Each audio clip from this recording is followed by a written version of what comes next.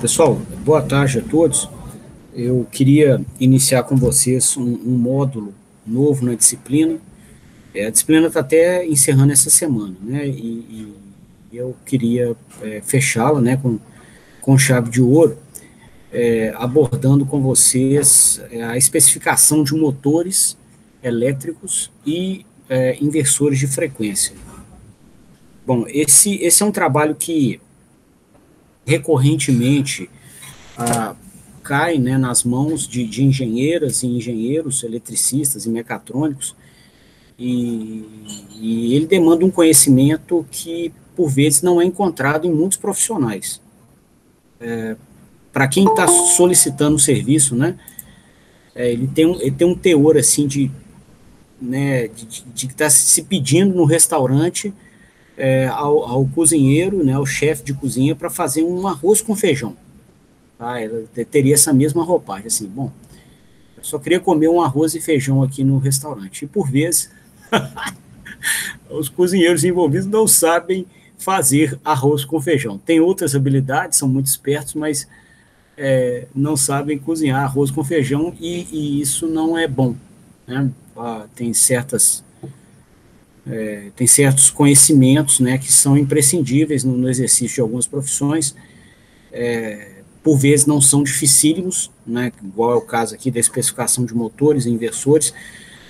Vocês tiveram aí na graduação a exposição a outros módulos de ensino que envolviam conhecimentos muito mais densos. Esse aqui definitivamente não é o mais denso, o mais complicado de todos, mas, enfim, ele é importante que ele seja dominado, né, porque é útil, tá? Volta e meia tem-se a demanda, né, você está no local, você compra um inversor de frequência que seja apto aqui a alimentar essa aplicação, ou compra para mim um motor elétrico capaz de tracionar a aplicação, e se você não souber fazer, você passa vergonha, tá? Né, a nossa profissão ela é muito construída em cima de uma boa reputação, né? Então a gente tenta entregar serviços de qualidade, com relevância para o cliente, para ter uma reputação boa e a gente ser lembrado em oportunidades futuras. Esse lembrete ele é muito vinculado à reputação. Né? Ou seja, toda vez que eu procuro vocês, toda vez que eu procuro o Alex, eu procuro a Bárbara, eu procuro o Bruno, o Freud, toda vez eu recebo um trabalho de boa qualidade. Tá? Não falha. Então, isso faz com que eu vá procurar outras vezes. Okay? Bom, então, iniciando o assunto, eu vou colocar o microfone, pessoal, para melhorar o áudio da gravação. Se alguém quiser fazer alguma pergunta, manda um texto, eu vou tirar o microfone e eu atendo vocês. Ok? Hoje são 30.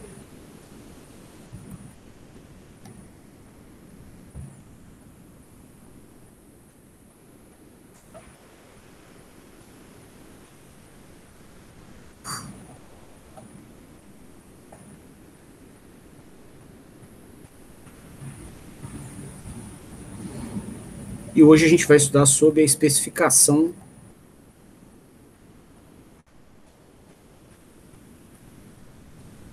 de máquinas elétricas rotativas ou motores elétricos. Tá?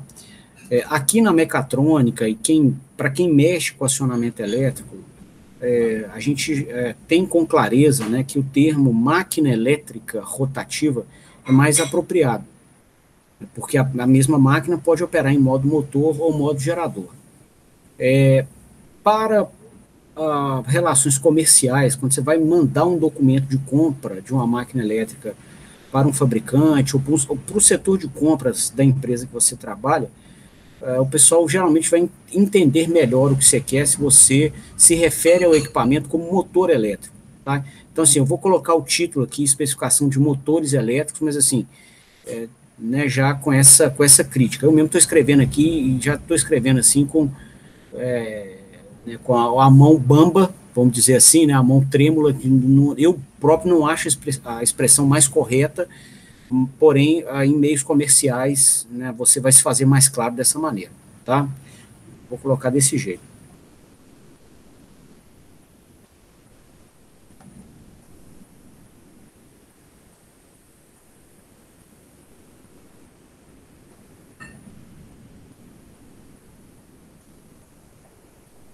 Bom, a especificação de motores vai resultar em um documento de compra que vai ser enviado para um setor de suprimentos da empresa que você trabalha, ou para um representante comercial de alguma empresa, né, fabricante de motor elétrico.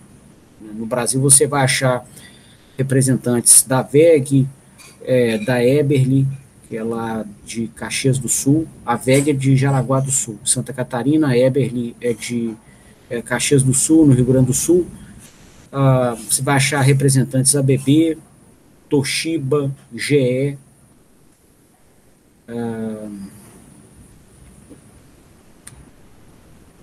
Rockwell. Então tem uma série, Convertim, né, uma série de fornecedores de motores que vão receber, né, a sua intenção de comprar uma máquina através de um documento, que é o documento de especificação de motores elétricos, né? E aí a gente vai, então, abordar como produzir esse documento aqui para que você não tenha problemas com a máquina que você está especificando, ok? Bom, a primeira coisa para se ter em mente nesse trabalho é que quando você compra uma máquina elétrica, você está comprando uma fonte de torque. A máquina é uma fonte de torque. Ok? Então, você vai ter que especificar esse equipamento pela sua capacidade de torque. Bom, e o torque que vai ser disponibilizado pela máquina vai ter que acompanhar o torque da carga do cliente e a trajetória mecânica também demandada pelo cliente, né? Então, pela segunda lei de Newton, a gente sabe que a máquina elétrica que a gente está especificando, ela vai disponibilizar, ela vai suprir ao eixo mecânico torque eletromagnético. E esse torque eletromagnético vai ser dividido em duas parcelas, né? A gente vai ter o torque da carga, parte desse torque eletromagnético vai ser cedido à carga do cliente, e a outra parcela desse torque vai ser usado para acelerar as peças mecânicas que rotacionam em torno do eixo. O rotor, o próprio eixo mecânico, polias ou engrenagens de transmissões mecânicas, peças rotativas, né, dos manipuladores mecânicos, dos mecanismos mecânicos que a gente estiver usando, ou elementos rotativos da própria carga do cliente. Então, todo esse conjunto de peças que vão rotacionar, elas vão demandar uma determinada parcela de torque, que é o torque de aceleração, que é o J de ômega dt. Okay? Bom, a máquina, ela consegue operar com infinitos níveis de torque. Tá? Então, na ponta de eixo da máquina elétrica, a gente tem, né, igual a gente levantou aqui, né, nas nossas simulações da máquina, a gente levantou a curva de torque por velocidade, o torque eletromagnético em função da velocidade mecânica. E vimos que ela tinha esse formato aqui, mais ou menos. Tá? Então, destacar um pouquinho mais a região de torque. Tá? Então, essa característica nos mostra, né, que ela consegue operar em infinitos pontos. existe torque disponível em infinitas possíveis velocidades. Okay? Só que o torque ele é proporcional à corrente que vai circular no estator da máquina. A gente viu também no modelo da máquina em regime permanente, né, a gente foi lá um modelo, levantamos o modelo, e o modelo nos ensinou, né, que para máquinas, né, maiores do que 10 cavalos, são os motores que você vai tipicamente encontrar em aplicação industrial, tá? Motor muito menor que isso é raro, porque as máquinas típicas vão ser maiores que 10 cavalos. A gente pode, nessas máquinas, aproximar o circuito equivalente a isso aqui, ó. As impedâncias do circuito equivalente são muito diferentes, e a gente vai observar que a reatância de magnetização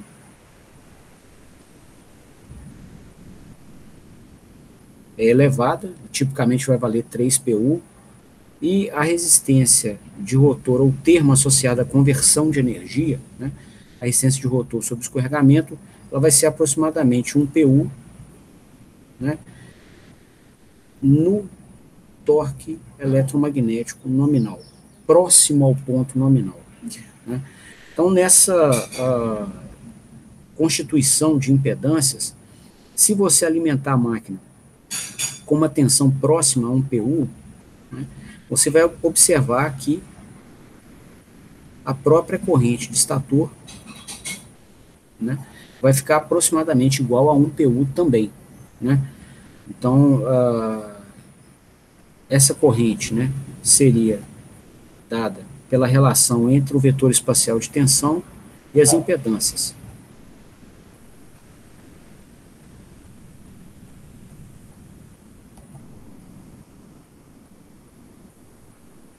Né? Então, o módulo dela seria, ou a amplitude que ela teria, a relação entre a amplitude da tensão sobre a amplitude da impedância equivalente. Né? Você teria aqui um PU de tensão. Para representações em PU, a reatância ou a indutância tem o mesmo valor. Então, você ia ter aqui... Opa, desculpa, peraí, tem um erro aqui no modelo. Essas duas impedâncias não estão em série, né? Elas estão em paralelo. Eu não posso pegar e fazer do jeito que eu fiz ali, não. Vamos fazer de novo aqui, ó. Então, vai ser a indutante magnetização, desculpa, a corrente magnetização, mais a corrente no ramo do rotor. Né? A corrente aqui no ramo de magnetização vai ser a tensão que a gente está colocando, está aplicando sobre a máquina, tipicamente um PU, pensando aqui no primeiro cenário, onde a máquina está partindo, conectada à rede de energia. E a impedância que limita a circulação dessa corrente é a impedância associado ao termo de magnetização. A corrente do rotor vai ser dada pela relação entre a tensão do estator sobre a resistência no ramo do rotor. Okay? Então, a gente vai ter aqui o seguinte, com um PU de tensão e 3 PU de impedância, a corrente vai ser 1/3 de PU. Tá? Vai ter ponto J.33 PU circulando no ramo de magnetização, e a corrente no ramo de rotor vai ser dada pela relação de 1 PU de tensão com 1 PU de impedância. Isso vai ter aproximadamente 1 PU de corrente no ramo do rotor. Tá? Bom, isso aqui, né, vai então nos dizer que o módulo da corrente de estator, né, você vai calcular esse módulo aqui aplicando, né, o teorema de Pitágoras a esse número complexo, parte real, parte imaginária, Né? Lembrando que isso aqui são representações em DQ, né? Você vai ter aqui, ó, um PU e ponto 33 PU.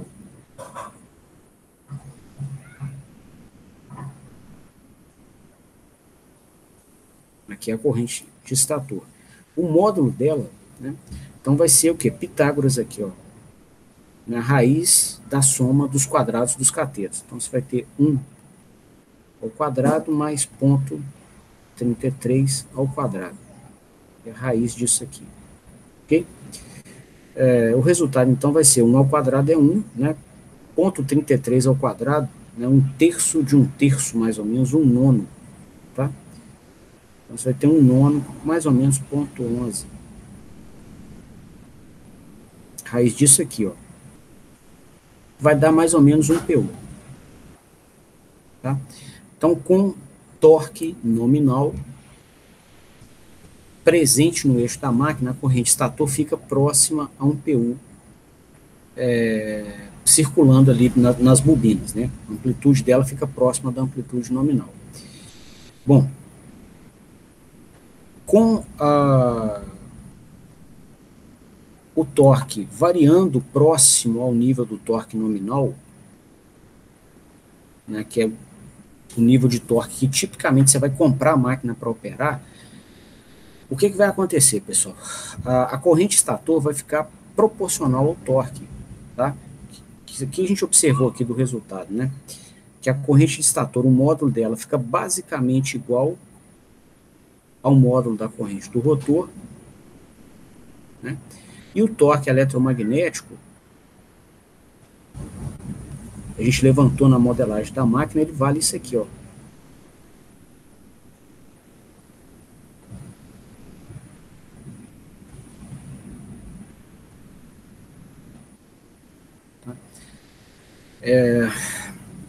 Bom, e o IR, o que a gente está vendo que o IR, qual o valor dele, né, que a gente está vendo aqui pela máquina? Vai ser o próprio VS, vai aparecer aqui nesses terminais, dividido por essa impedância aqui, ó. A gente vai ter alguma coisa esse valor aqui, ó, aproximadamente 3 meios no número de polos sobre 2, vezes RR sobre S, vezes 1 sobre ômega E, vezes VS ao quadrado sobre RR sobre S também ao quadrado.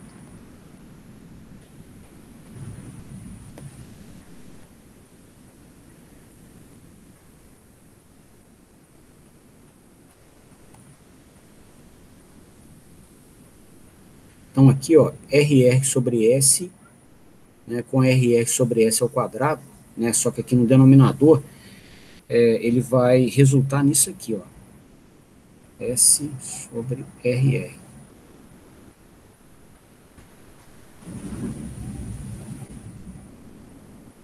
Tá? Então, se a máquina tiver conectada à rede da CEMIG, né, onde o módulo da tensão é constante, né, vale um PU, né, seja aqui a tensão fase neutra de um barramento de 220 volts, de 440, um PU de tensão e fixo, uma amplitude fixa de tensão, e uma frequência também fixa ou constante, né, a gente vai observar que o torque eletromagnético ele é proporcional ao escorregamento.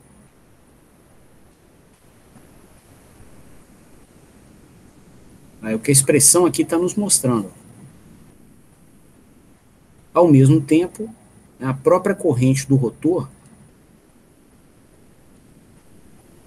né, que vai ser dada pela relação entre a tensão de estator e a impedância do termo de conversão de energia, ela vai também ser proporcional ao escorregamento.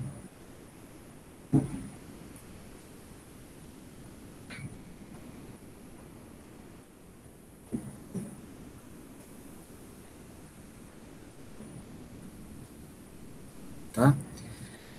E a corrente de rotor é quase igual à corrente de estator.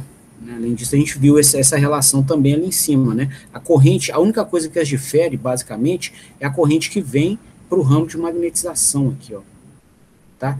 Que é baixinha, é 1/3 de PU. A impedância de magnetização é muito grande. A máquina é construída, né, para ter muita ajuda do material ferromagnético na criação do ímã girante do estator e do rotor, né? Então, a indutância associada, a indutância média, qual é, né, a amplitude do ímã que você vai criar para cada ampere de corrente. E a máquina é feita para que você tenha muito ímã criado para cada ampere de corrente imposto nas bobinas, né? Ou seja, você ganha muita ajuda do material ferromagnético. Até por isso que a máquina elétrica é pesada, né? Das soluções de tração da mecatrônica, é a máquina de tração mais pesada que tem a máquina elétrica, exatamente porque ela tem muito material ferromagnético, para que você ganhe muita ajuda desse material na síntese de torque. Você consiga, né, que ele amplifique o ímã que está sendo imposto pela corrente elétrica em muitas vezes, né? Lembrando, o material ferromagnético, ele tem os seus ímãs elementares orientados na direção do ímã externo que se aplica. Tá? Então, se você quer orientar muitos ímãs na direção daquele ímã que você está aplicando pelas bobinas da máquina, você vai ter muito material ferromagnético. Aí com isso você vai ter um ímã muito intenso e muito torque também. Tá?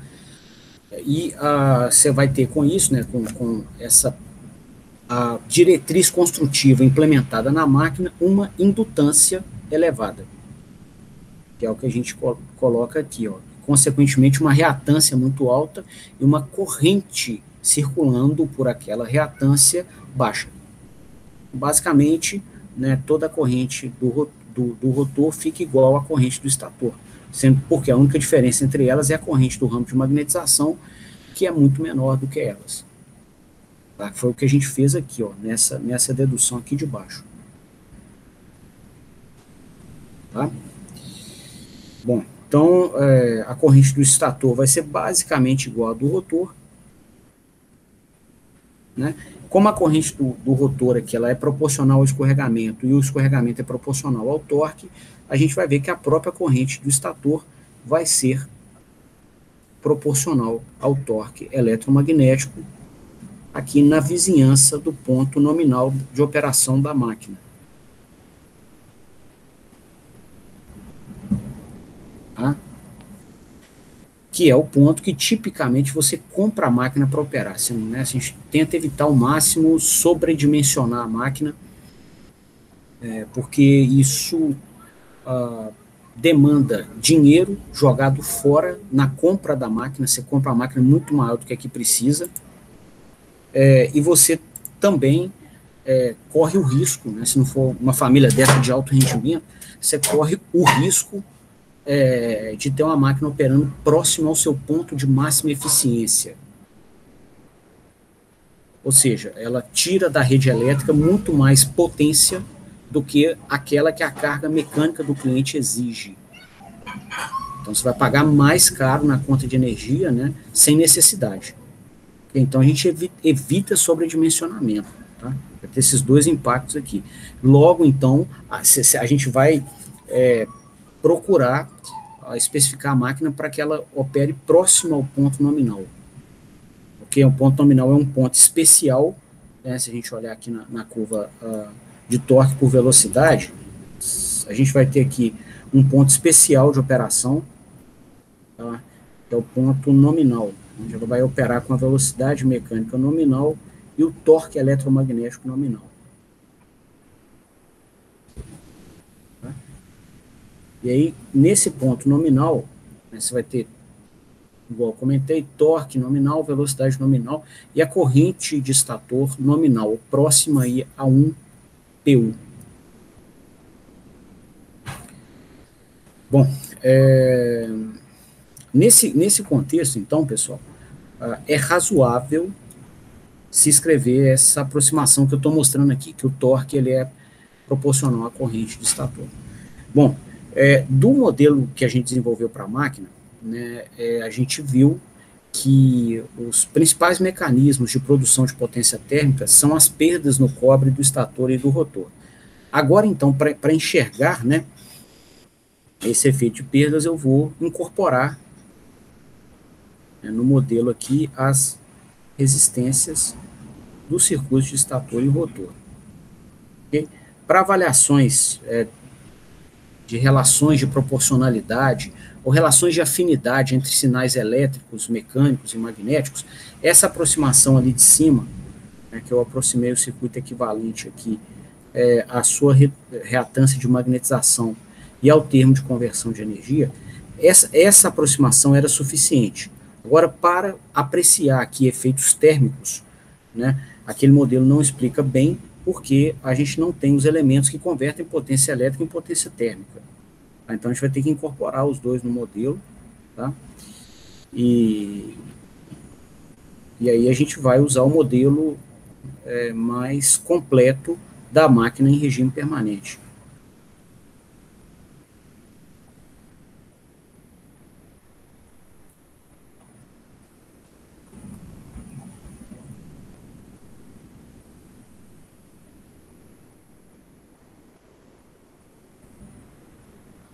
Okay? Então, a potência térmica ela vai ser produzida aqui nesses dois elementos.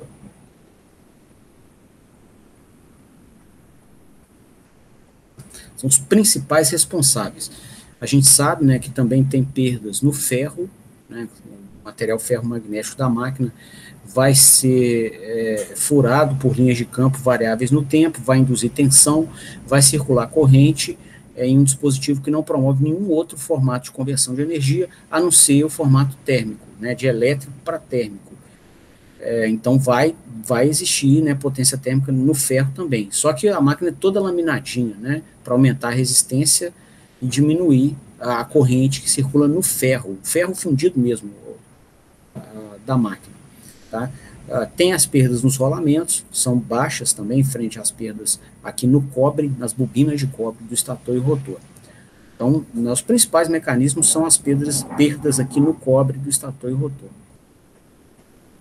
Tá? Então, você vai ter potência térmica aqui, né, do tipo RI ao quadrado. Então, as perdas no cobre do estator, né, para as três fases, elas vão ter essa estrutura aqui, tá? E as perdas no cobre do rotor vão ter, segundo, né, a lei de Joule, essa estrutura aqui. Tá? Bom, próximo ao ponto nominal, como a gente está vendo, a gente tem, né, as duas correntes de estator e rotor aproximadamente iguais. Então, você pode dizer o seguinte, que a potência térmica produzida na máquina próxima ao ponto nominal, ela vai ser aproximadamente dada por 3 vezes, né, a resistência de estator mais a resistência de rotor, vezes a própria corrente de estator ao quadrado. Sendo que essa corrente é proporcional ao torque.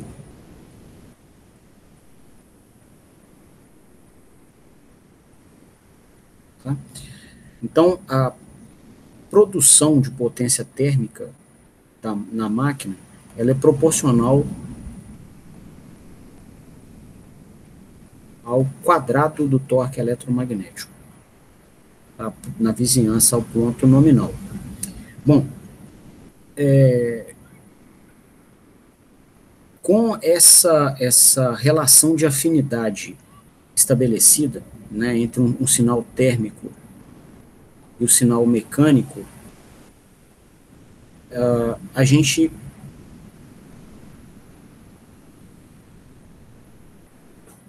vai observar, né, no projeto da máquina que a sua estrutura de dissipação de calor é adequada, ela é projetada para dissipar o torque, para dissipar a potência térmica produzida no torque eletromagnético nominal. Então, dentre os infinitos pontos que a máquina pode operar, né, a gente sempre destaca aqui nas nossas análises que o ponto nominal é um ponto especial, e até então a gente tinha comentado, né, que ele é um ponto especial, porque nele a máquina opera com máxima eficiência, máximo fator de potência E, além disso, ela tem a sua estrutura, a sua unidade de dissipação de calor adequada para dissipar, né, a potência térmica produzida no seu interior. Então, a área de contato com o ambiente, né, é adequada, o tamanho do ventilador é adequado. Tá? Então, você tem toda um circuito térmico, um circuito, né, de dissipação de calor adequado, né, para jogar para o ambiente a potência térmica produzida no ponto nominal.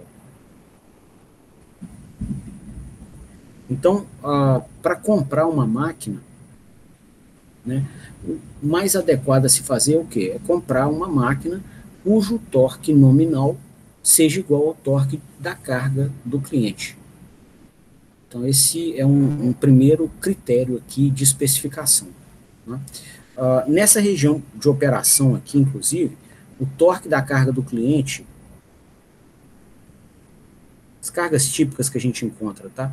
Cargas gravitacionais, gravitacionais são içamentos, né? Pontes rolantes, elevadores, correias transportadoras, cargas quadráticas, né? Ventiladores, exaustores, compressores, né? Então, são cargas que vão levar um ponto estável de operação nessa região aqui, ó,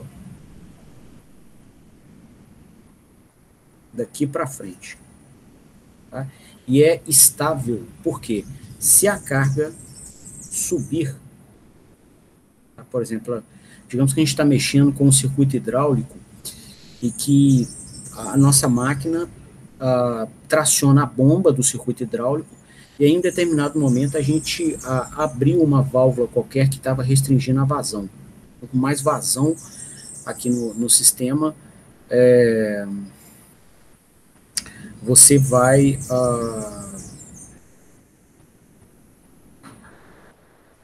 desculpa, alguém é isso. Você vai aumentar o torque de carga aqui, ó, no eixo, tá? E aí, pessoal, quando a gente aumentar o torque de carga, ele estava nesse nível e veio para esse patamar aqui, ó.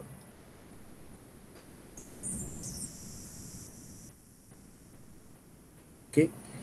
O que vai acontecer então? Nesse instante, ó, o torque, vou colocar aqui o torque de carga, né, no novo cenário, vou chamar de linha aqui, né, ele está maior do que o torque eletromagnético no ponto inicial de operação, digamos que seja o ponto nominal, só para um exemplo aqui.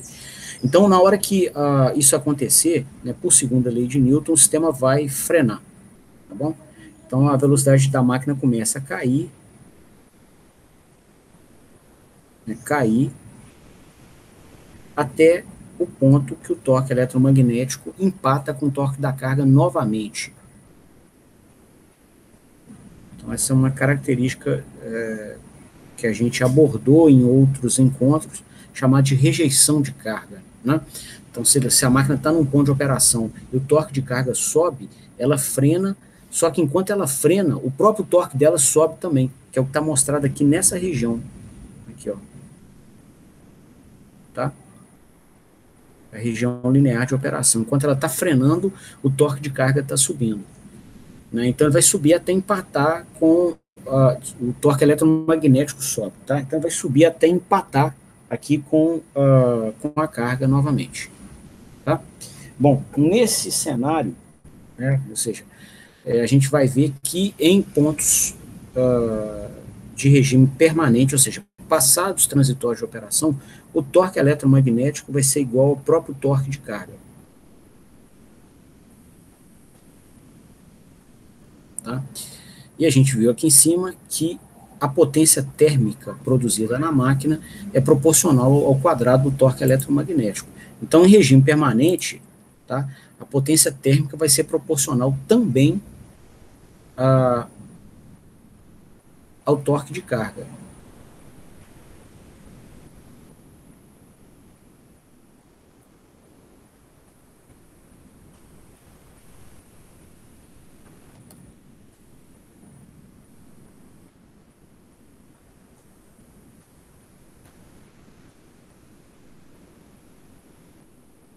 desculpa, ao quadrado do torque de carga. Tá?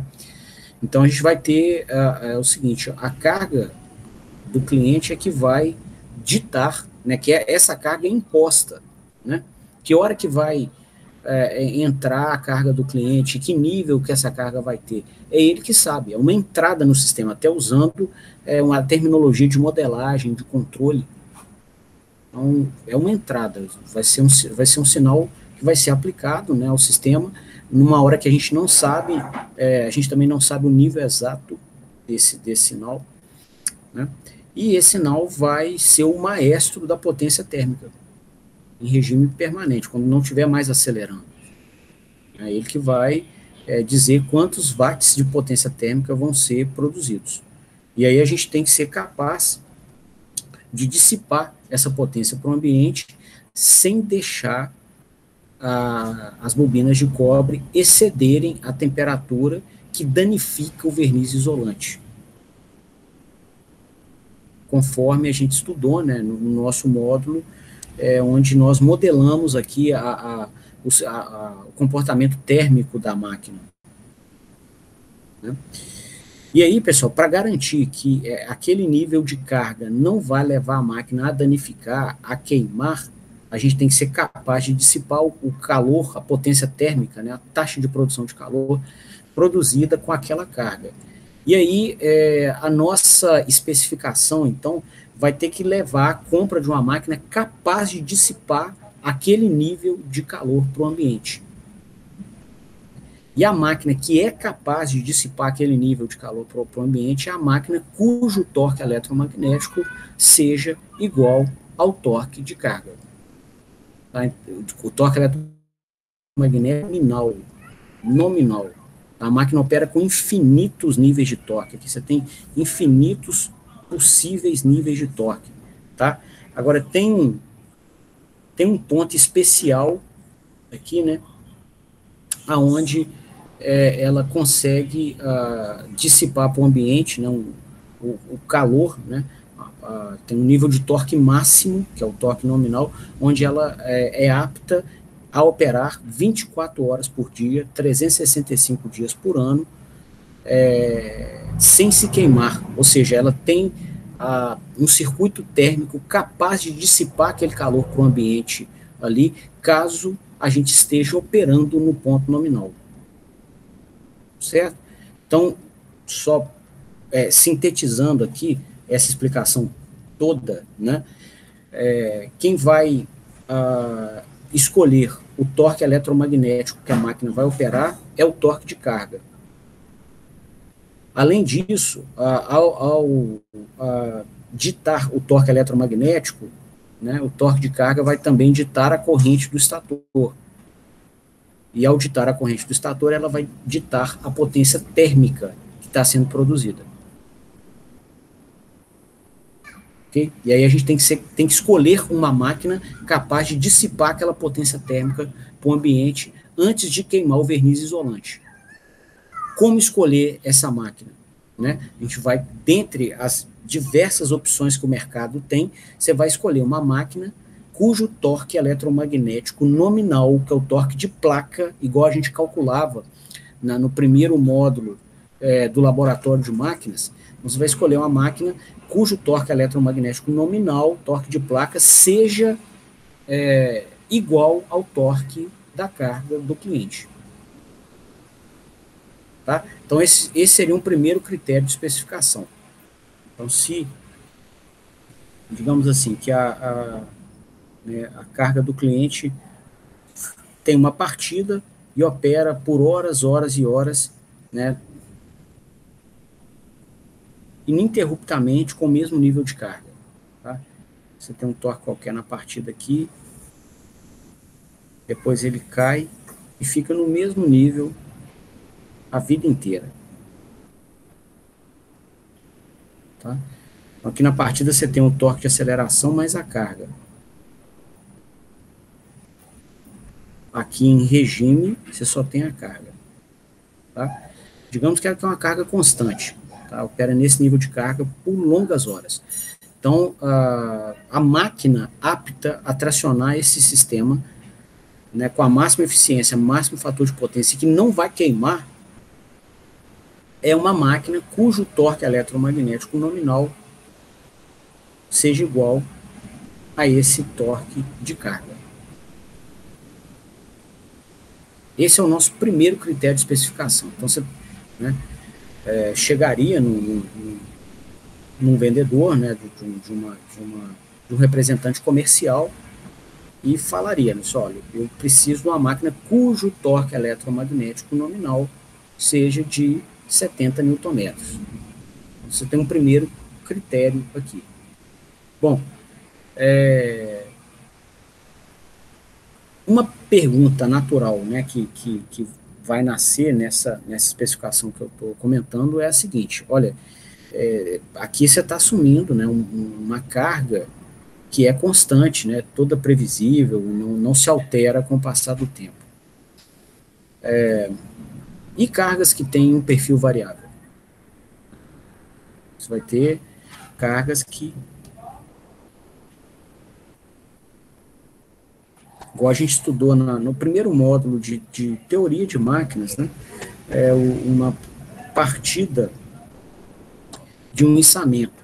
Né, então, né, o sinal lá era um sinal de trajetória mecânica, que era dado por uma rampa, velocidade constante, frenagem, depois descia, né? Acelerava, velocidade constante, frenagem e parava. Aí repetia o ciclo. Depois de um tempo, ia embora, toda a vida. E para atender um cliente com essa demanda de trajetória mecânica, a gente precisava de um torque eletromagnético que tinha essa forma de onda aqui, ó. Então, um torque alto na partida, né? A aplicação direta da segunda lei de Newton. Então, aqui na partida, além de vencer a carga, você tem que ter torque de aceleração. Então, a parcela extra de torque aqui, que a gente precisa suprir para poder, atender ao acionamento. Entrou na região de velocidade constante, nós não temos mais torque de aceleração. Então, o torque eletromagnético pode ficar constante num nível mais baixo. Aqui a gente só precisa que o torque eletromagnético seja capaz de rejeitar a carga. Começou a frenar, né, você vai ter agora o torque de aceleração aqui negativo, você pode ter até um torque eletromagnético mais baixo.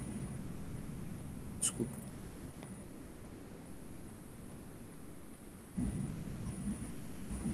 Aí aqui ele para,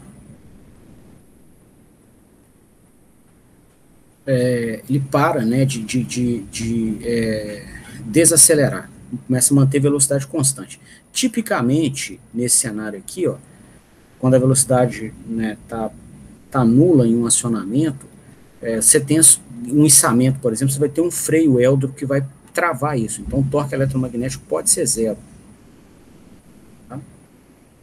Aí depois você, de novo, né, tem partida.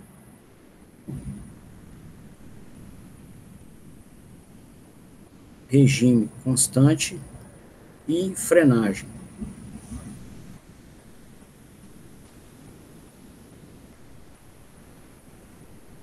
Depois torque nulo. Tá? Então, a gente observa nesse cenário aqui que o nosso torque eletromagnético, que é o sinal que eu desenhei em vermelho aqui, ele é variável no tempo, né, e varia em intervalos de tempo curtos. É um cenário diferente desse aqui de cima, tá? Que poderia ser uma bomba qualquer, de um processo lento, um processo químico lento, né, onde você dá a partida na bomba, ela fica naquele mesmo ponto de operação horas e horas e horas e horas, na mesma pressão e na mesma vazão. Né, ou consequentemente no mesmo torque, na mesma velocidade. Tá? Vou só acender a luz do quarto aqui, só um minutinho.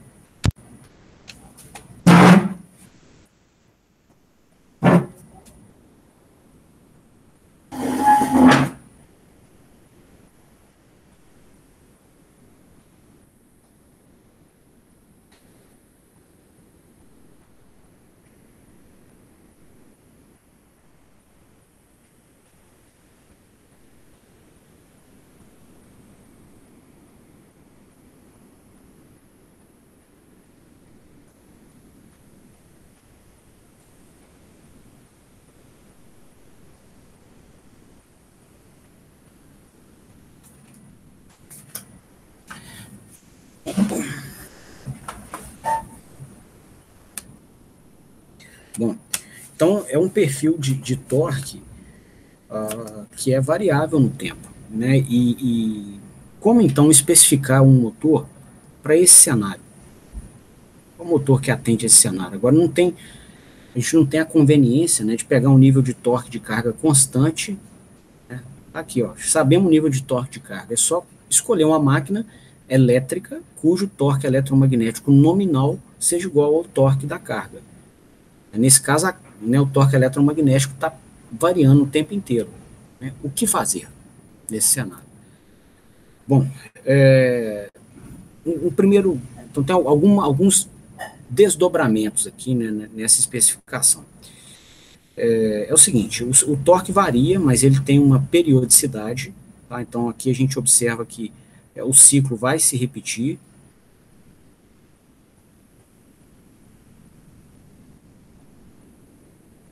Né? Então você tem um período aqui que a gente precisa marcar, chamar de T0 aqui, o período no qual o ciclo de operação desta carga do cliente ocorre. Tá? Bom, continua valendo, né, a hipótese de que a potência térmica produzida na máquina é relevante, ou ela é proporcional ao torque eletromagnético ao quadrado. Tá? Então, em qualquer intervalo de tempo desse aqui, nós teremos, né, uma potência térmica, vai variar, né, a potência térmica aqui nessa região é alta, depois ela nessa outra região ela cai um pouco, depois ela é mais baixa aqui, depois ela é nula nesse intervalo, tá? Nesse outro intervalo aqui, mesmo com torque negativo, você inverteu o sentido do torque no eixo, mas é a mesma corrente de estator em módulo, tá? Você só inverteu a sequência de fases, né? O campo girante para subir vai num sentido, para descer ele vai no outro, mas é o mesmo módulo de corrente, ok? Então, a potência térmica nesse intervalinho aqui, ó, é a mesma que você vai ver desse intervalinho aqui, ó. E a potência térmica nesse intervalo é a mesma desse. E a potência térmica nesse intervalo aqui ao final vai ser a mesma do início aqui. Então, o fato do torque estar negativo não significa que a gente está produzindo menos potência térmica. Então, são os mesmos mecanismos, né, de produção de potência térmica. Tá? Bom, então seria interessante encontrar uma máquina que aguenta dissipar a potência térmica que essa máquina, com esse ciclo variável, produz. Né? Essa é uma pergunta fundamental, que a gente tem a garantia que a máquina não vai se queimar na operação. Né? Bom, dentre as máquinas que estão no mercado, né, a gente vai ter que escolher pelo torque nominal. E o torque nominal já dá para a gente, né, uma ideia da potência térmica que a máquina suporta. Então, a gente precisaria escolher uma máquina que tivesse um torque nominal, que é um torque que você pode aplicar continuamente ao eixo, e se esse torque fosse aplicado continuamente ao eixo, ele produziria a mesma potência térmica que esse torque variável aqui que eu desenhei produz. Então, esse seria um critério para a gente achar uma máquina no mercado. Né? Você não tem como chegar no mercado e falar assim, entregar essa curva aqui num representante comercial e falar com ele assim, eu quero uma máquina que me atenda a esse processo aqui. Ó. Tá? Por vezes, a pessoa que vai te vender não tem conhecimento em mecatrônica, em acionamentos elétricos, para escolher uma máquina boa. Então, ela vai te perguntar assim, qual torque eletromagnético nominal você quer? Você tem que me falar o torque eletromagnético nominal. Qual torque nominal você quer para essa máquina? Tá? E aí, né, você vai ter que ver, né, que máquina, qual seria um nível de torque que continuamente presente no eixo da máquina, vou marcar ele aqui, ó, esse aqui, ó, por exemplo. Um nível de torque que continuamente presente no eixo da máquina levasse ao mesmo efeito de aquecimento que esse torque pulsante vermelho levou. Então, se a gente conseguisse encontrar esse nível de torque, a gente pode comprar uma máquina cujo torque nominal seja igual a ele. Porque, né, se esse torque vermelho pulsante produz o mesmo efeito térmico que esse nível em cinza que eu desenhei aqui, ó, constantemente aplicado na máquina, e a gente escolhe uma máquina cujo torque eletromagnético nominal seja igual a esse nível de torque, você tem a garantia do fabricante de que aquela máquina tem capacidade para dissipar esse nível de torque, a potência térmica produzida por esse nível de torque continuamente aplicado no eixo, que é igual à potência térmica que esse torque pulsante produz. Então a gente tem a garantia que com esse torque pulsante a máquina não queimaria. Tá? Bom, então a pergunta passa, né, por se encontrar qual que é o torque, né, que continuamente aplicado na máquina produziria o mesmo nível de potência térmica, né, que esse torque variável produz.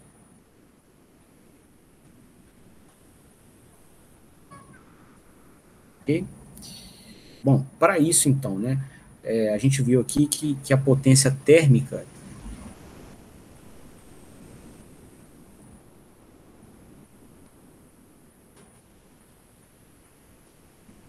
ela é proporcional ao quadrado do torque eletromagnético, né, nos pontos próximos aos pontos nominais, que são os que produzem a maior parte do calor da máquina. Tá? E a queimar, né, é um nome correlato à energia térmica. Tá? Então, queimar significa o quê? Se aquecer tanto que a temperatura excede os limites suportados pelo verniz isolante ou pelo cobre do equipamento. Então, queimar significa o quê? Temperatura elevada. Temperatura é um efeito associado à energia.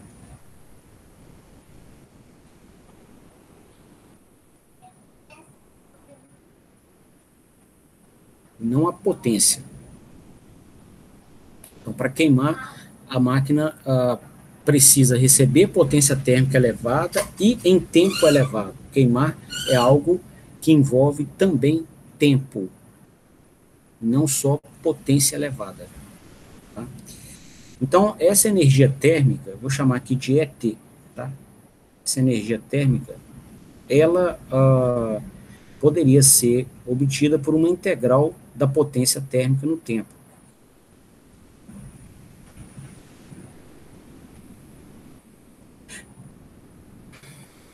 Tá? Num dado intervalo que não seja de interesse. Bom, essa potência térmica, pessoal, ela tem afinidade com o torque, então ela vai ser dada aqui por uma constante vezes o quadrado do torque no tempo.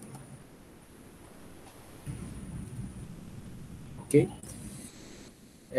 Bom, então esse sinal nosso vermelho aqui, né, que tem esse comportamento alternado no tempo, né, variável no tempo, a questão de torque que varia, né, ele vai conotar uma dada energia térmica. Só um minutinho que eu acho que travou esse negócio aqui.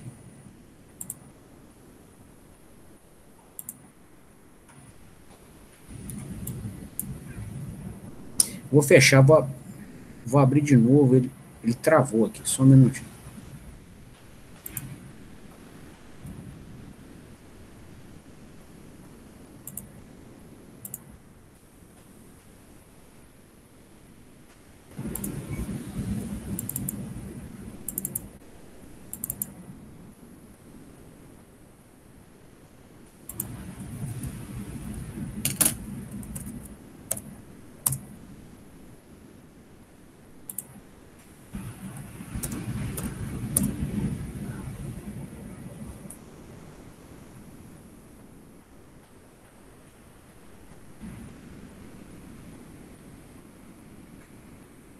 Bom, então aqui, moçada,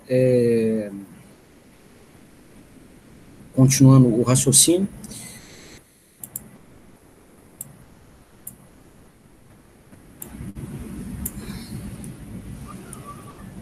ele perdeu a integral. Então, a nossa energia térmica,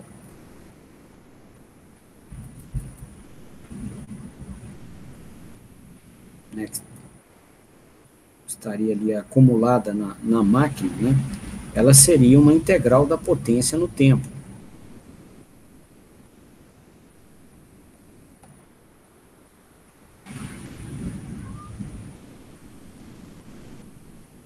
E a potência térmica, ela tem afinidade com o quadrado do torque eletromagnético. Então, vai ser aproximadamente, tá, uma constante vezes o quadrado do torque eletromagnético no tempo.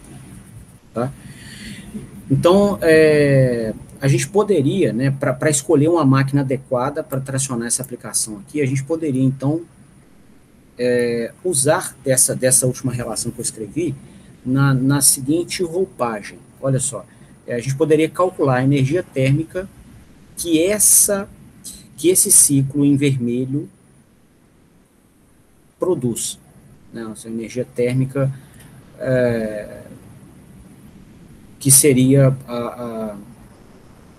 produzida por um ciclo, um período de operação da máquina com esse nível de torque.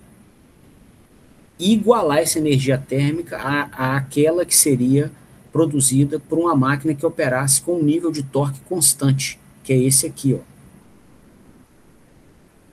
E aí a gente podia ver o seguinte, que torque é esse que constantemente aplicado à máquina levaria ao mesmo efeito térmico que esse torque vermelho pulsante.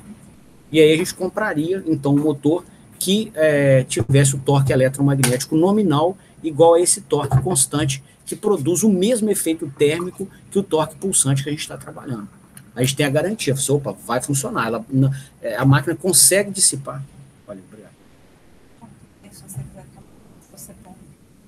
Olha. Então, a gente tem aqui, se a gente comprar uma máquina assim, a gente tem a garantia que ela consegue dissipar o calor que esse padrão de torque pulsante produz. Certo? Vamos fazer esse cálculo aqui, então. Aqui, para o padrão de torque pulsante, né, vamos marcar os níveis de torque, eu vou só dar uns nomes aqui para eles, tá? Para destacar, vai ficar um pouco papagaiado, mas pelo menos vai dar para a gente ver com clareza, tá? Então, esse primeiro nível de torque aqui, eu vou chamar de torque eletromagnético 1, aqui torque eletromagnético 2, torque eletromagnético 3, e o 0, né, o torque eletromagnético 4. Ok? Esse intervalo aqui, ó, que ela fica parada com a carga içada lá em cima, não é necessariamente igual a esse intervalo aqui que ela fica parada lá embaixo. Ok? Então eu vou incorporar também os outros níveis de torque aqui, os outros respectivos tempos no cálculo, né? E eu já estou avisando isso para dissolver qualquer desconforto, né? Que você podia olhar e falar assim, olha, o padrão do torque aqui no intervalo de subida, né, até esse instante de tempo, é igualzinho ao de descida, né, o mesmo módulo, então produz o mesmo calor. Então, a gente não poderia simplesmente pegar metade do período aqui e fazer a conta na metade do período? Até poderia, se, né, esses dois intervalos de tempo que eu marquei, o que ele fica parado lá em cima na subida e o que ele fica parado lá embaixo após a descida, forem iguais. Aí você pode fazer. Se não for, eu não vou deixar essa restrição, podem ser diferentes, então eu vou marcar níveis de torque diferentes também na subida. Tá? Então você tem esse quinto nível de torque, esse sexto, esse sétimo e o oitavo nível de torque, que é nulo aqui, ó. Cada nível de torque dura um dado intervalo.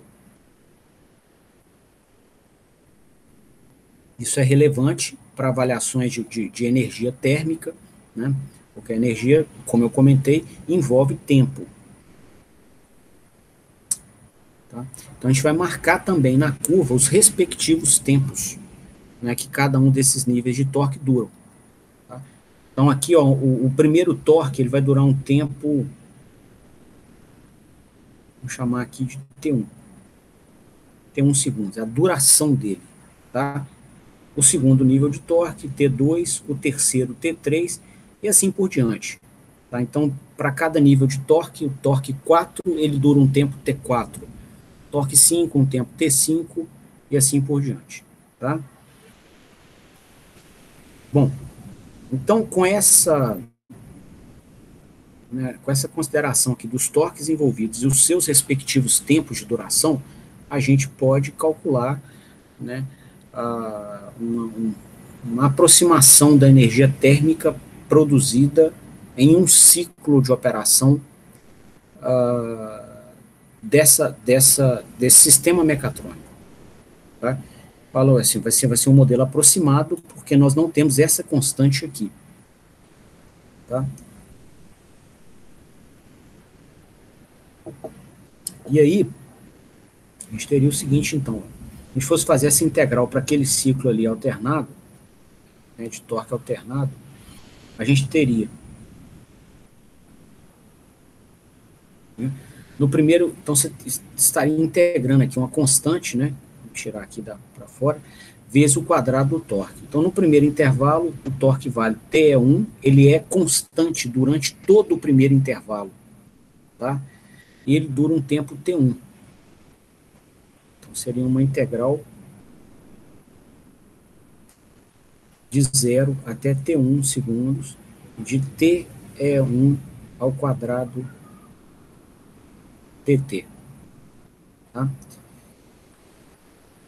No segundo intervalo, tá? Qual seria a energia térmica produzida? Então, durante todo esse intervalo, o torque vale T2, é o segundo nível de torque, e dura um tempo T2. Tá? Então, vai ser uma integral. O T2 aqui, moçada, eu já estou me referindo a um intervalo de tempo, tá? Por isso que eu estou começando a integração do zero, tá bom? Então, ali, o T2 aqui não estou marcando o T2 como um tempo medido a partir do instante zero. Não é isso, tá? O T2 é um intervalo que dura o segundo torque. Então, a energia térmica produzida aqui pode ser, né, calculada com uma integração que vai de zero até um instante final T2, né? Vai dar na mesma, tá? Então a gente tem aqui o segundo nível de torque, né? Mais todos os outros níveis de torque. Até o último nível de torque que o perfil do processo do cliente impõe. Tá? Nesse que a gente mostrou aqui, tinham 8. Tá? Uma subida e uma descida do içamento. Tá? Em outros perfis, né? Outros clientes, outras aplicações, você vai ter outros perfis. Alguns mais simples, outros mais sofisticados. Tá? A gente vai colocar todos eles aqui, né, considerando integrais que envolvam a duração de cada nível de torque e a integral daquele nível de torque ao quadrado no tempo. Tá? Bom, então esse seria um espelho, um retrato da energia térmica produzida na máquina.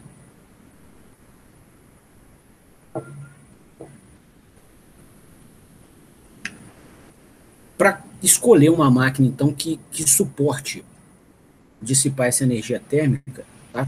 A gente tem que escolher uma máquina que, se tivesse um nível de torque constante no processo, esse nível de torque produziria a mesma potência, a mesma energia térmica que esse torque pulsante.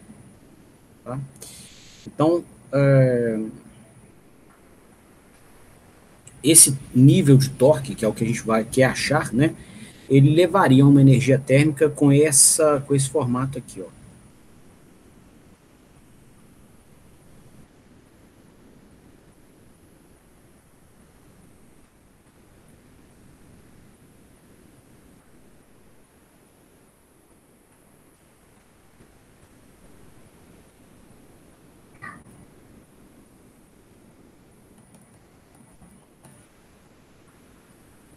A energia térmica, né, seria dentro de um período daquele de operação, né, de 0 até aquele período,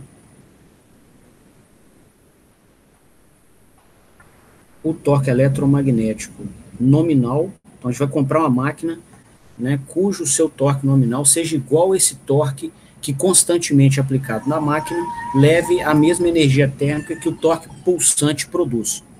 Tá? Então,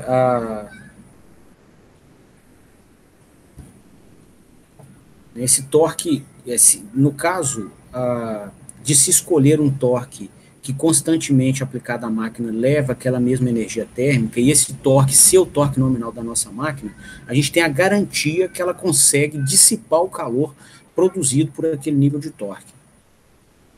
Tá? O torque, você pode operar a máquina no ponto nominal 24 horas por dia, 365 dias por ano,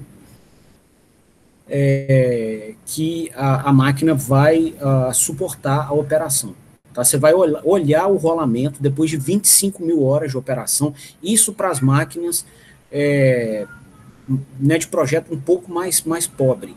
Tá? Você pode operar 25 mil horas direto, e se o ambiente tiver a 40 graus Celsius durante todo o tempo de operação dessa máquina, e você tiver com torque nominal no eixo, com velocidade nominal também para ter resfriamento nominal, o verniz isolante pode queimar em 20 mil horas. Tá? Mas como a temperatura do ambiente fica mais baixa durante várias horas, né, mesmo nos pontos mais quentes do planeta, você não tem 40 graus o dia inteiro, a madrugada, né? Em várias horas do dia a temperatura é menor do que 40 graus. Você então vai poder então operar com torque nominal sem prejudicar o verniz isolante até mais do que 20 mil horas. Okay?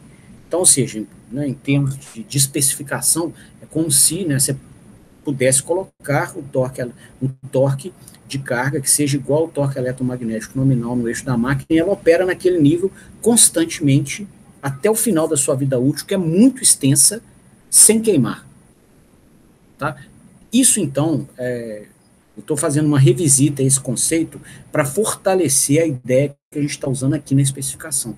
Né? Eu estou toda hora batendo na tecla, né? Toda hora batendo assim, ó, eu vou buscar um torque que constantemente aplicado ao eixo leve a mesma energia térmica que esse torque pulsante produz. Toda hora eu estou falando isso, né? Toda hora eu estou falando isso. E aí, quando eu achar esse nível de torque constante que leva a mesma energia térmica, eu vou comprar uma máquina que tem o seu torque nominal igual a esse torque constante que eu achei. Né? E eu tenho a garantia que não vai queimar porque a máquina suporta operar, né, dissipando aquela potência térmica. Ela tem condição de fazer isso, né, ininterruptamente até o final da sua vida útil. Ok? Então, essa é uma outra, só uma revisita a um conceito que vai ajudar a deixar essa ideia mais clara, essa ideia que eu estou usando aqui na especificação. Bom,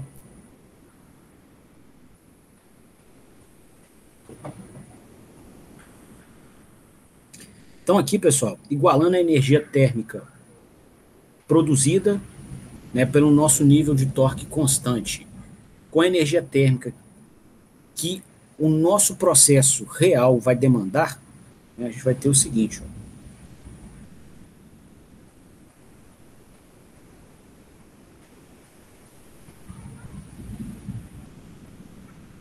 Que é a integral aqui desse nível de torque constante, que é um espelho da potência térmica. Aqui faltou até aquela constantezinha. Aqui, ó. Ele vai ser igual a integral no mesmo período do valor instantâneo do torque no nosso processo ao quadrado vezes dt. Tá? Esses níveis de torque aqui, ó, por exemplo, que eu mostrei, né, são valores de torque em um dado instante. Tá? Aí eu estou deixando essa expressão aqui de cima genérica com esse formato aqui. Ó. Ok? Bom, cortando aqui essa constante, considerando aqui que esse torque constante ou esse torque ao pulsante, né, variável, tenham as mesmas condições de resfriamento, né, a máquina esteja nas mesmas condições de resfriamento para os dois cenários, nós vamos falar um pouquinho mais disso daqui a pouco, a gente teria, então, essa igualdade válida, e essas duas constantes aqui realmente iguais. Tá? Bom, aqui a gente está tratando de um torque constantemente aplicado ao eixo, né? Então o torque não varia no tempo, e como essa integral é uma integral no tempo, você tem um sinal constante, você pode tirar da integral. Então ficaria o torque eletromagnético nominal ao quadrado vezes a integral de 0 até 0 de dt. Né? Integral de dt é o tempo. Né? De t0 até 0 vai dar t0.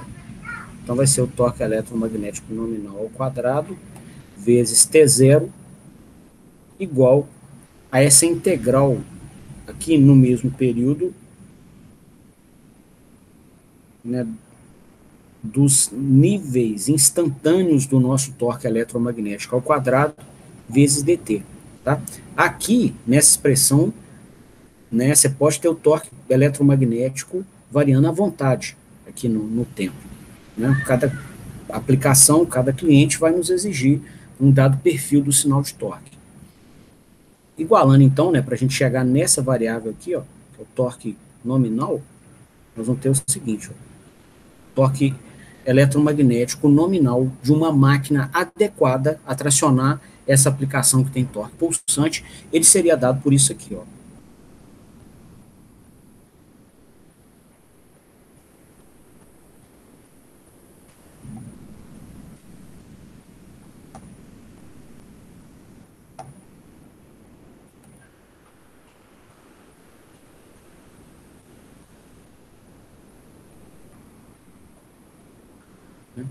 Essa expressão, né, ela então te permitiria, né, encontrar níveis de torque,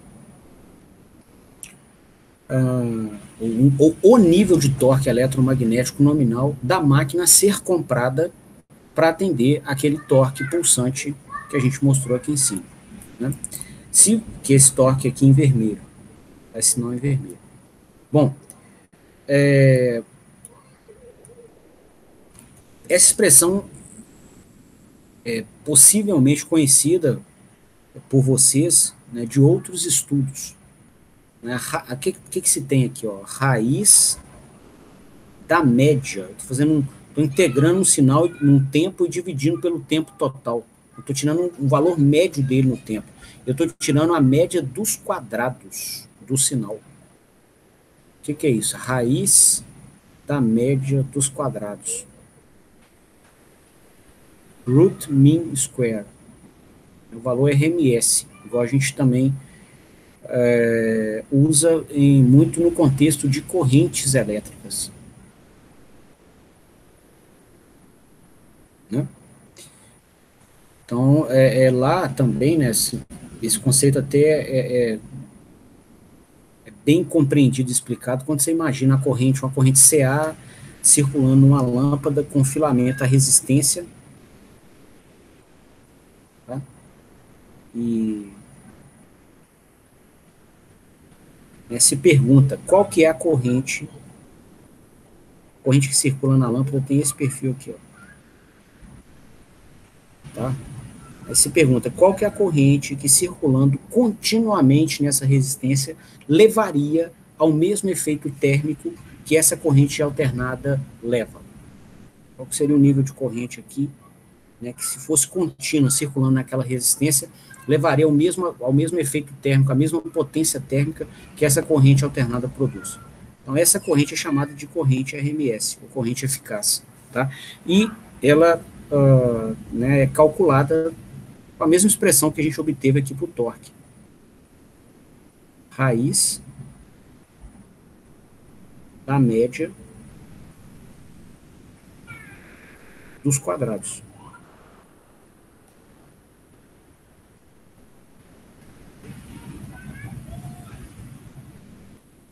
Igualzinho. Tá? Aqui a gente está fazendo a mesma coisa. Qual que é o nível de torque que constantemente aplicado ao eixo levaria ao mesmo efeito térmico que esse torque pulsante da máquina produz.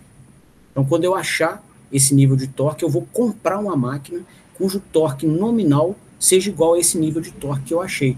Por quê? Eu tenho a garantia do fabricante que o equipamento dele consegue dissipar a potência térmica produzida quando a gente aplica o torque nominal no eixo. E a potência térmica que a gente vai ter com o torque nominal é igual à potência térmica produzida por esse torque pulsante. Logo, a máquina não vai queimar nessa condição. Beleza? Então, isso aqui é um dos critérios mais amplamente difundidos para especificação de máquina elétrica.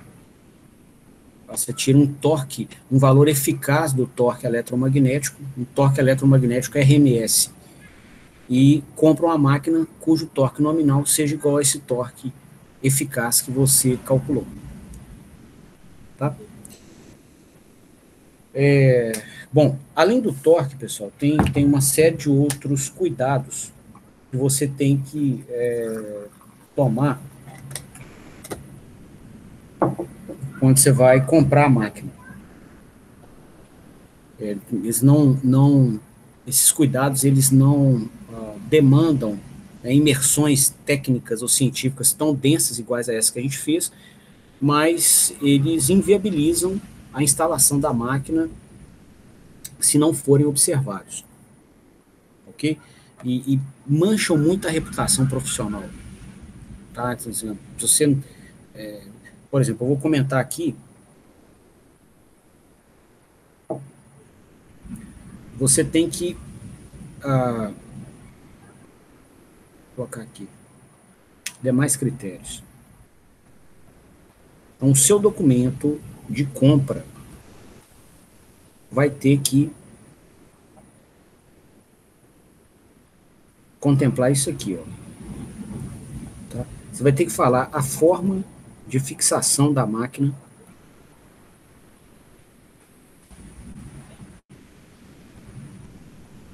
tá? A forma de fixação pode ser pela base, então você vai colocar a máquina no seu ponto de operação e vai fixar ela, né, a carcaça do estator, com parafusos, né, pela base, pelos pés da máquina. E tem máquinas que são fixadas pela flange. Tá? A flange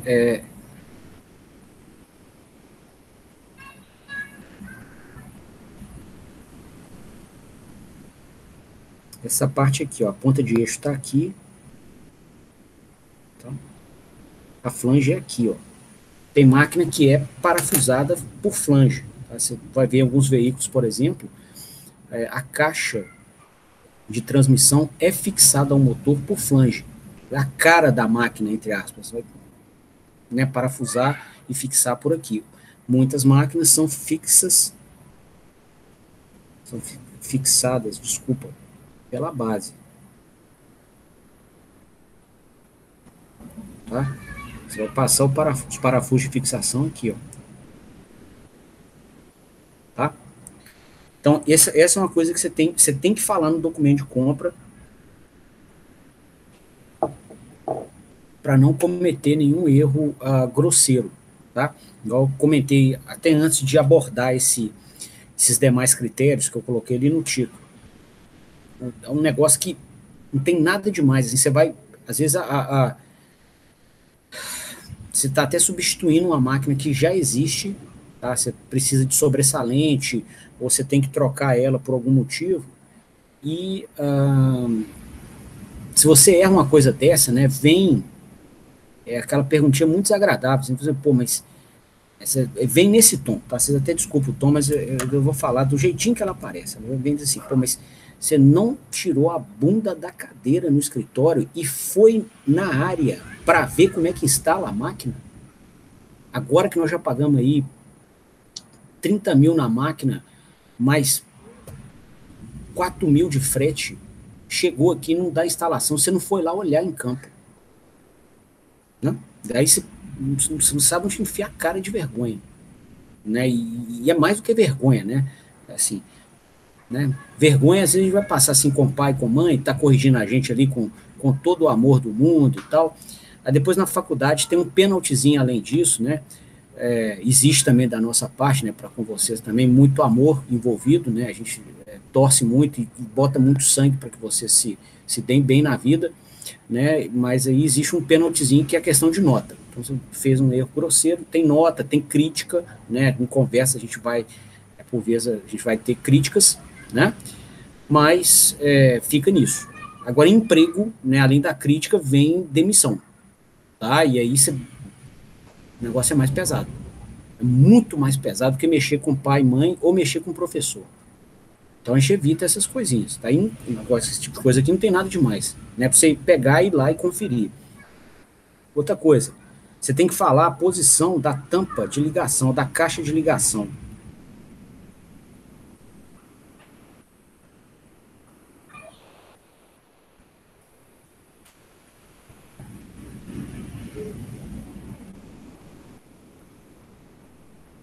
Ok? Então, você tem máquina que a caixa de ligação está aqui do lado. Ó. Tem máquina que está em cima. Que é onde você tem aqui vocês lembraram aqui do laboratório de máquinas, né? Tem uma caixinha na máquina elétrica onde tem os conectores para as 3 bobinas do estator. Podem ser 3 conectores, podem ser 6 conectores para algumas máquinas, tá? Que às vezes o fabricante te dá a opção de fazer o fechamento em delta ou em estrela. Ele te dá o início e o final de cada bobina disponíveis na caixa de ligação. A bobina está dentro da máquina, né? E aqui os dois conectores, os 2 cabinhos estão aqui na caixa de ligação. Então tem a caixa de ligação, ela é sobressalente no corpo da máquina e tem posição certa para ela. Tá? Se você comprar a máquina com a caixa de ligação na posição errada, você vai ter dois potenciais problemas. Né? Ou ela não encaixa no ambiente que ela vai operar.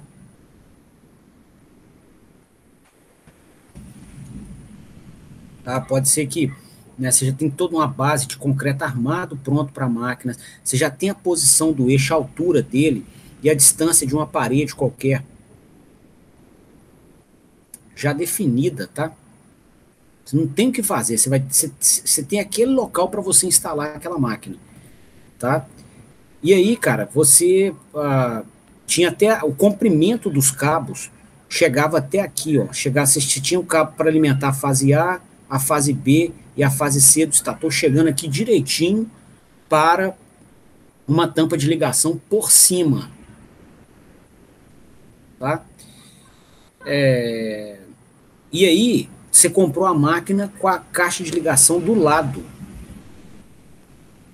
O cabo não chega, tá? Por vezes é cabo envelopado, tá? Para que ele seja protegido, tá? Ele percorre uma distância elevada, às vezes envelopado até em concreto, pelo chão, às vezes passa no chão e pelo chão transitam máquinas pesadas, né? Ou tem um processo muito agressivo em volta, né? Com lançamento de peça incandescente e tal, né? Com fagulhas incandescentes, o cabo vem envelopado no concreto, você não tem como puxar mais. Não dá, não tem mais comprimento, tá? Então a gente tem que falar a posição da caixa de ligação, né? Se vai ser à direita, à esquerda ou no topo.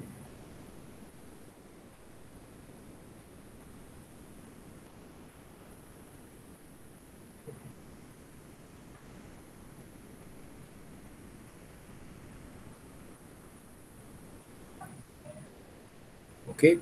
Isso é importantíssimo falar também.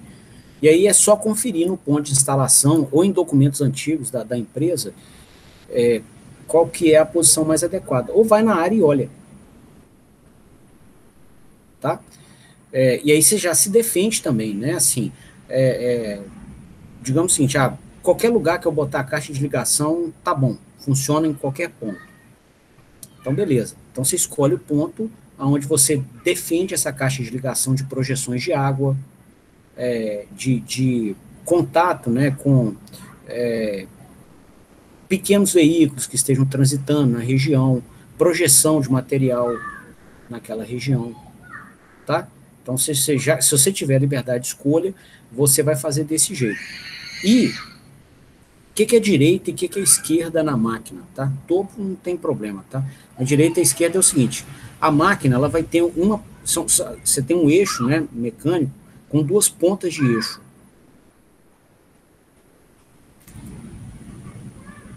Tá? Um deles é pequenininho, às vezes nem aparece, tá? Só assim, a conta, ele sai um pouquinho, já é ligado no ventilador, tá? E aí já vem uma tampa envolvendo o ventilador aqui, tá? Tanto para direcionar o ar para onde você precisa, quanto, que são as aletas, né, no corpo dela aqui, quanto para que você também não tenha ninguém machucado na sua equipe, tá bom? Então, você vai ter uma ponta de eixo que é para carga. É destacado na máquina. Vocês puxarem da memória lá no laboratório de máquinas, vocês vão lembrar disso, né? Se você olha a máquina, tem uma ponta de eixo muito destacada, que você tem espaço para botar um acoplamento nela, e aí do acoplamento você conectar o seu manipulador, sua carga mecânica, sua transmissão. Então, tem uma ponta de eixo que é para carga. Tá? Então, você define a posição da caixa de ligação com direita, esquerda ou topo, olhando de frente para a máquina e de frente para a ponta de eixo de carga. Tá bom? Não para cá, não para a tampa que tem um ventilador traseiro, por exemplo. Você vai olhar de frente para ela, onde tem a ponta de eixo da carga. Tá? A direita vai ser a direita aqui, esquerda e topo. Topo é sempre topo, não tem muita diferença.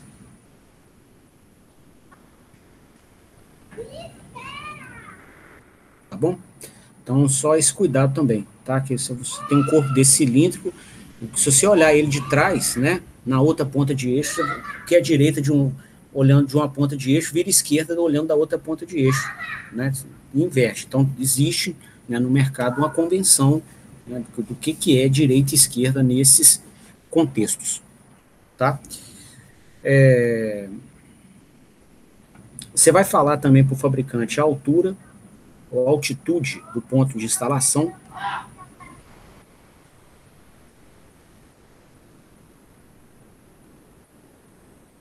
Tá? Se você estiver num local muito, né, numa altitude muito elevada, né, e o ar estiver mais rarefeito, você compromete a função de resfriamento da máquina. Tá? Então, para uma mesma vazão de ar, você vai conseguir extrair menos potência térmica da máquina se você estiver muito alto. Né? E você avisa isso para o representante comercial que você está fazendo a compra, para que ele né, possa te ajudar, às vezes, a pegar uma máquina com uma carcaça maior um pouquinho. Né? Já que, né, o ar está mais rarefeito, ele aumenta a área de contato com o ambiente, é uma opção, tá? Você aumenta a área de contato com o ambiente para facilitar a troca térmica. Ok? Então, isso aqui você tem que falar também no documento de compra. Outra coisa, a tensão nominal do ponto da instalação. Isso aqui é fundamental.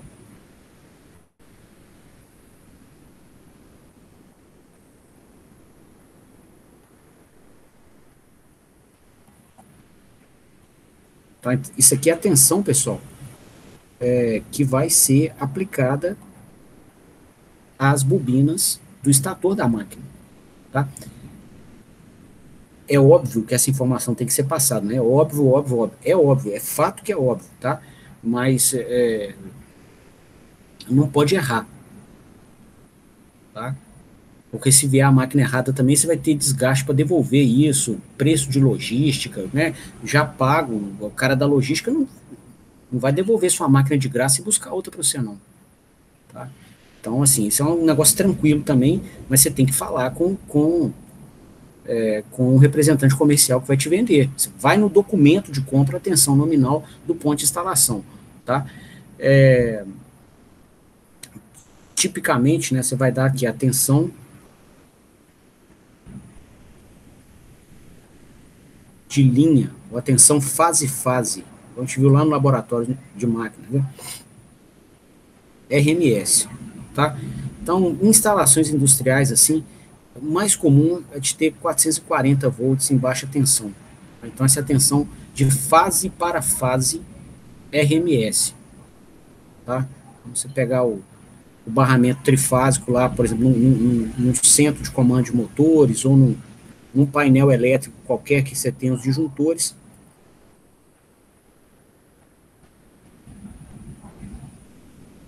Tá?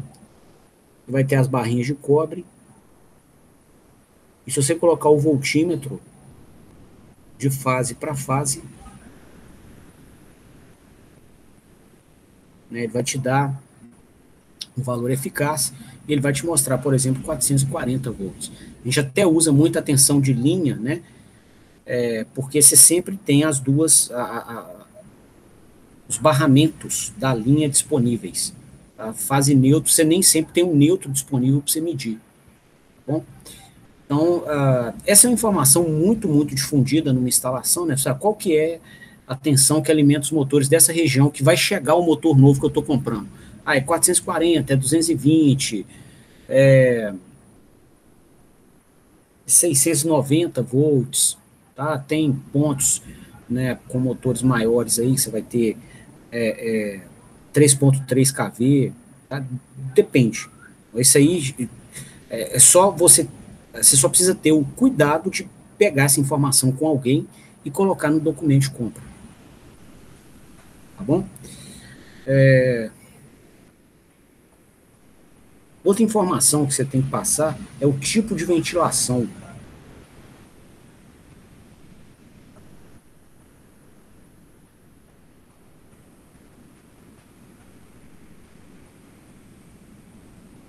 Se vai ser ventilação natural ou forçada.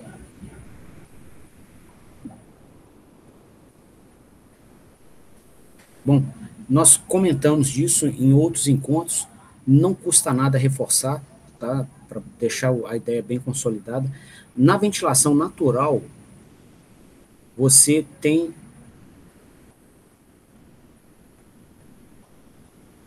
o ventilador que resfria a máquina rotacionando solidário ao rotor. Então, o fabricante coloca numa segunda ponta de eixo, né, uma tem que ficar para carga. A segunda ponta de eixo vai ter um ventilador conectado a ela. As máquinas lá do laboratório eram assim. Tá? Então, você tinha aqui, né, uma segunda ponta de eixo, essa aqui era a ponta de eixo da carga. Tá? O estator vem aqui por fora.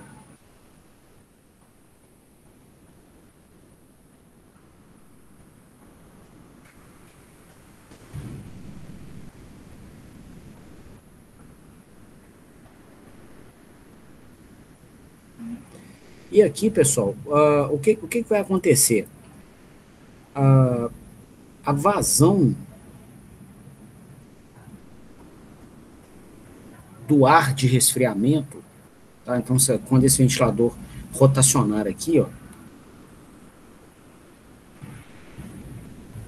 né, ele vai inserir ar, né, no estator da máquina, tá? E, né, ele vai fluir ali dentro das aletas com uma dada vazão.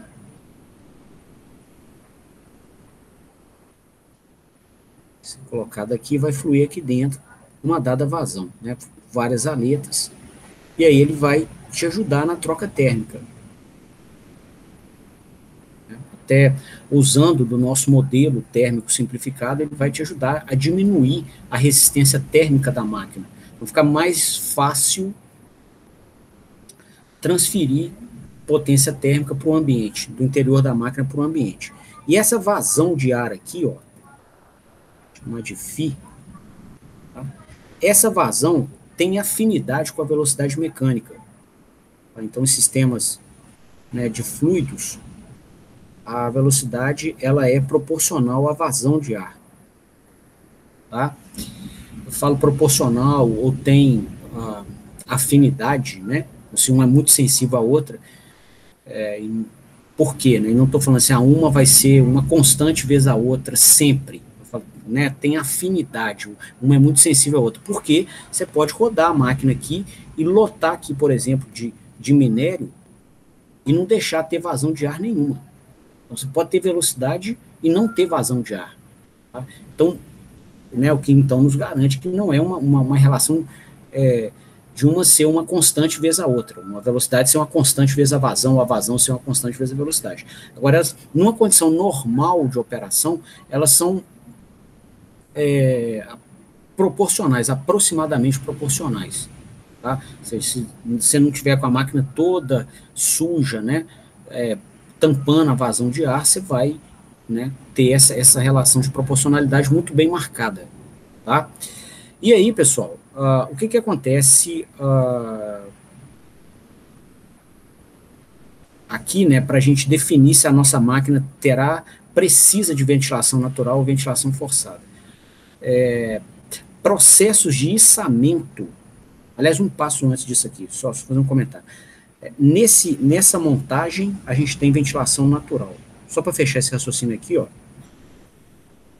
Tá? Então, quando o ventilador da máquina é instalado no próprio eixo mecânico da máquina, gira solidário com o eixo, a gente tem ventilação natural. Ok? Bom, se a máquina tem essa construção e ela precisa operar com velocidade variável e velocidades baixas, o que vai acontecer? A gente vai comprometer a vazão de ar da máquina. Então, vamos pegar aqui o cenário que a gente até analisou, pegamos um içamento, qualquer planta que seja, você tem partida, velocidade constante, frenagem, você pode ou não inverter, né, o sentido de rotação dela. Tá? E o que acontece? Você tem, né, alguns intervalos de tempo aqui. Aliás, eu queria até... Deixa eu refinar esse exemplo aqui, porque eu acho que eu vou me fazer mais claro. Tá? Você pode, por exemplo, no içamento aqui, você parte, vai a velocidade constante, e depois você começa a frenar a máquina. Digamos que a gente quer... Tá descendo com a carga, né? Então, partiu, subiu com a carga, frenou, tá com ela parada, partiu para descer, foi descendo, estou chegando perto aqui de um vagão de trem ou da caçamba de um caminhão, e eu quero, ó, desci, fiquei com velocidade baixa para fazer a manobra, aí fiquei com ela um pouquinho mais baixa, que eu estou chegando com a minha carga lá, é carga sensível, eu não quero estragar nem a carga e nem o caminhão.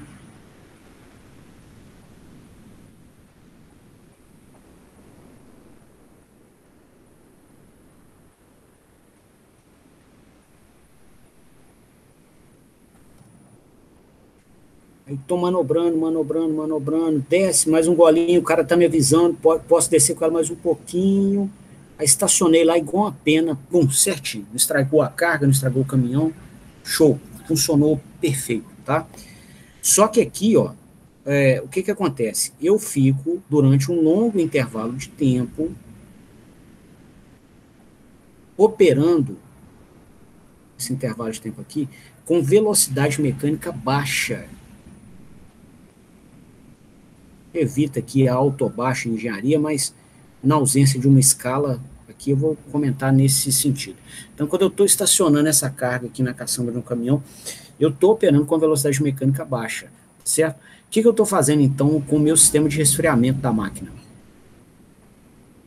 Estou injetando pouco ar, a vazão está baixa, tá? Então, eu estou com menos capacidade de dissipação de calor para o ambiente. Tá mais difícil dissipar calor, tá certo? Porque eu não tô ventilando a máquina, tá? Bom, a máquina pode conviver com isso? Pode, desde que Se você está tirando pouco calor e você não quer que a máquina queime, então você também não pode botar calor nominal. A taxa de produção de calor no tempo não pode ser a nominal. E aí, para içamentos, a gente tem um problema nesse aspecto. Por quê? O torque da carga, aqui, ó, ele independe da velocidade mecânica. Então, quando a gente instala aqui o nosso dromo,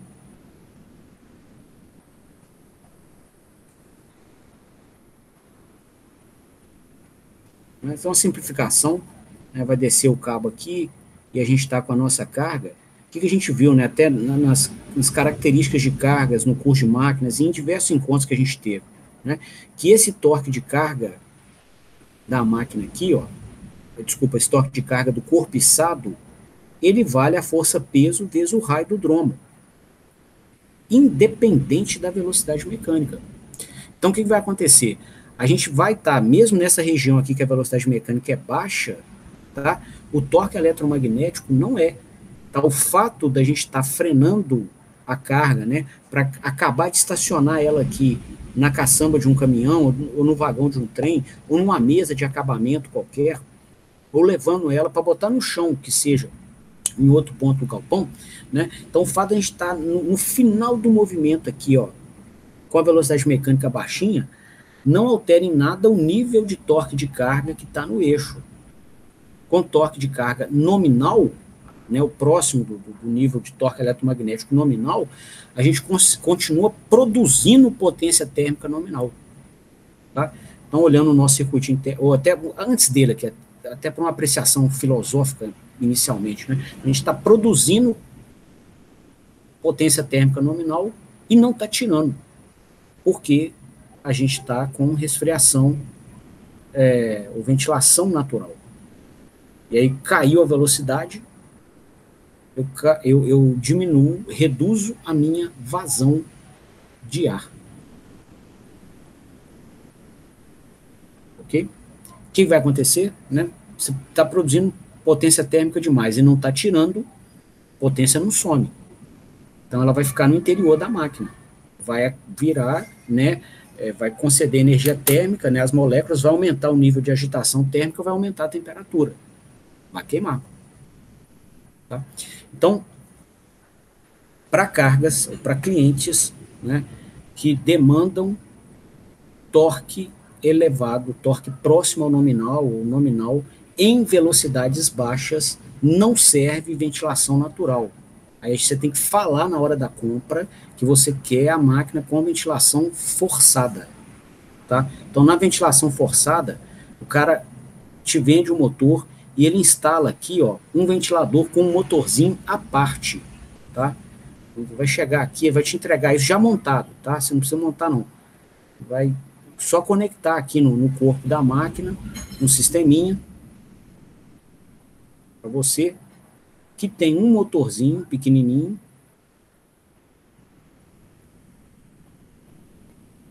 com um ventiladorzinho, que gira independente do eixo mecânico que você está usando para tracionar a carga. Onde você vai ligar lá, se a velocidade do eixo mecânico está baixa ou alta, a vazão de ar não altera. Ele está sempre jogando a mesma vazão de ar lá para dentro. Ele é um acionamento separado. Tá? Então, nesse caso, você tem que olhar planta a planta. Tá? Mas, assim, das plantas clássicas, é um negócio que é líquido e certo, que você vai ter que escolher, você vai ter que optar por uma ventilação forçada, é quando você tem içamento. Tá? Içamento de ponte rolante. Ali é líquido e certo. Precisa de ventilação forçada. Se botar ventilação natural, vai queimar. Tá bom? Bom, pessoal, deu tempo da aula. Nós vamos continuar esse assunto amanhã. Eu queria parar por aqui e abrir a palavra a vocês, para dúvidas, quaisquer intervenções que vocês queiram fazer. Eu estou à disposição.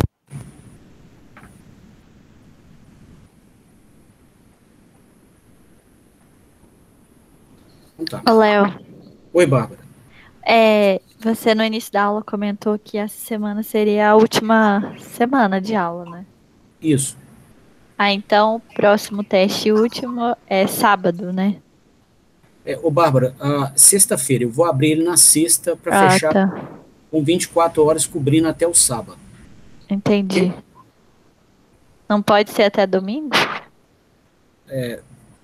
Não, esse aqui nós vamos fechar ele no sábado para Entendi. evitar problemas com longas extensões além do prazo. Uhum. Para mim não teria problema não, mas prefiro evitar para não ter desgaste, tá? Entendi. Mas dá até te mencionado, tem como. E a lista você vai postar depois de Sim, amanhã? eu vou postar essa lista até amanhã, tá? Uhum. Contemplando o resto do conteúdo. E esse último teste envolve só esse material. Tá, beleza, então. Obrigada, Léo. Valeu, Bárbara. Mais alguma consideração, pessoal?